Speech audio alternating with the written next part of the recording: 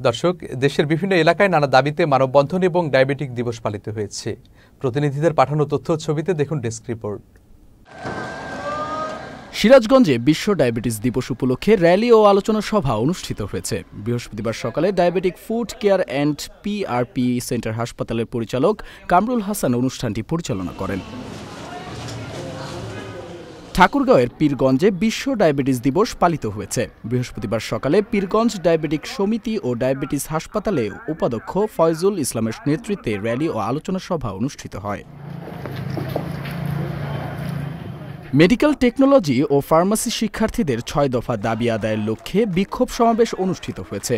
বৃহস্পতিবার রাজশাহী নগরীর 0 পয়েন্টে অবস্থিত প্রেস ক্লাবের সামনে বিক্ষোভ করে শিক্ষার্থীরা।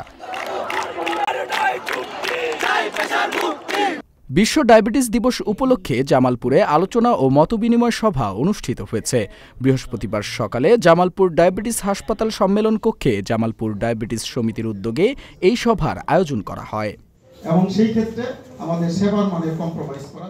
আঞ্চলিক বৈষম্য দূরীকরণে ৩ দফা দাবিতে বিক্ষোভ সমাবেশ ও কর্মসূচি পালন করেছেন পীরগঞ্জ উপজেলা ছাত্র জনতা। বৃহস্পতিবার দুপুরে রংপুরের পীরগঞ্জে ঢাকা রংপুর মহাসড়কে ঘণ্টাব্যাপী কর্মসূচি পালন করা হয়। দিনাজপুরের বীরগঞ্জে বিশ্ব ডায়াবেটিস দিবস উপলক্ষে আলোচনা সভা ও ব্লাড সুগার টেস্ট ক্যাম্পেইন অনুষ্ঠিত হয়েছে। বৃহস্পতিবার সকালে সিডিপির হেলথ অফিসার শহীদুজ্জামানের সভাপতিত্বে অনুষ্ঠানে প্রধান অতিথির বক্তব্য রাখেন সিডিসির চেয়ারপারসন প্রফুল্ল কর্মকার। উপস্থিত আছেন রাজবাড়ী হাসপাতালের তত্ত্বাবধায়ক শেখ মোহাম্মদ হান্নানের পদত্যাগের দাবিতে বিক্ষোভ করেছে বৈষম্য বিরোধী শিক্ষার্থীরা। বৃহস্পতিবার দুপুরে রাজবাড়ী হাসপাতাল চত্বরে বিক্ষোভ অনুষ্ঠিত হয়। বিশ্ব ডায়াবেটিস দিবসটি উপলক্ষে দিনাজপুরের খানসামায় ফ্রি ক্যাম্পেইন অনুষ্ঠিত হয়েছে। বৃহস্পতিবার সকাল থেকে বিকেল পর্যন্ত খানসামা ডায়াবেটিস কল্যাণ সমিতির আয়োজনে ফ্রি ক্যাম্পেইন অনুষ্ঠিত হয়। বিশ্ব ডায়াবেটিস দিবস উপলক্ষে সাতক্ষীরায় বর্ণাঢ্য র্যালি ও আলোচনা সভা অনুষ্ঠিত হয়েছে। বৃহস্পতিবার সকালে ডায়াবেটিস অ্যাসোসিয়েশন সাতক্ষীরার আয়োজনে আলোচনা সভা অনুষ্ঠিত হয়।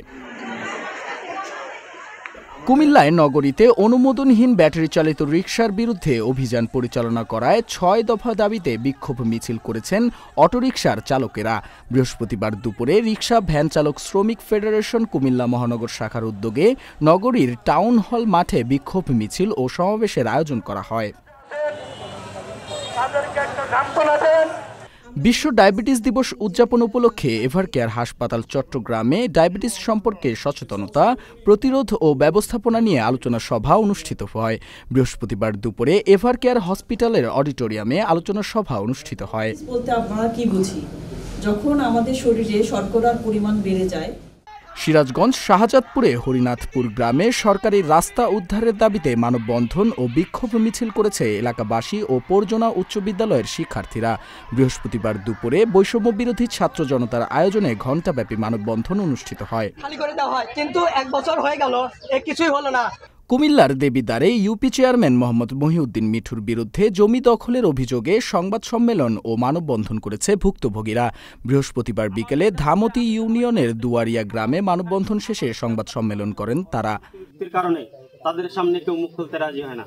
চট্টগ্রামের বাঁশখালী উপজেলার রত্নপুর গ্রামে অবৈধ ইট ভাটার মালিক আজিজুল হক ও তার ভাই আমিনুল হকের বিরুদ্ধে মানববন্ধন ও বিক্ষোভ মিছিল করেছে এলাকাবাসী। বৃহস্পতিবার রত্নপুর গাজী ব্রিক্স এলাকায় এই মানববন্ধন অনুষ্ঠিত হয়। দীপু নূর, চ্যানেল এস নিউজ ডেস্ক।